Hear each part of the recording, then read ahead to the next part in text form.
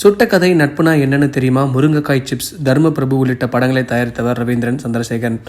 படங்களை தயாரிப்பதோடு ஒரு சில படங்களை விநியோகமும் செய்திருக்கிறார். தனியாக யூடியூப் சேனல் தொடங்கி பிக் பாஸ் மற்றும் படங்களுக்கான ரிவ்யூ கொடுத்தும் பிரபலமடைந்தார். இவர் ஒரு சில படங்களிலும் நடித்திருக்கிறார். கடந்த 2022ஆம் ஆண்டு சின்னத்திரை நடிகையும் தொகுப்பாளருமான மகாலட்சுமியை திருமணம் செய்து கொண்டார்.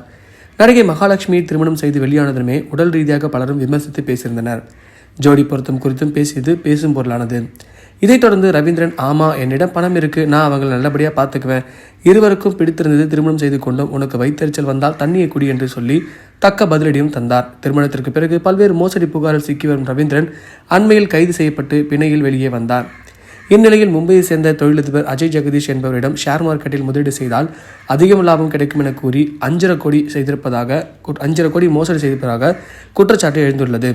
ஆன்லைன் வர்த்தகத்தில் முதலீடு செய்தால் அதிக லாபம் பெற்றுத் தருவதாக கூறி இருவரும் கேரளாவை சேர்ந்த ரோகன் என்பவரை கைது செய்தனர்.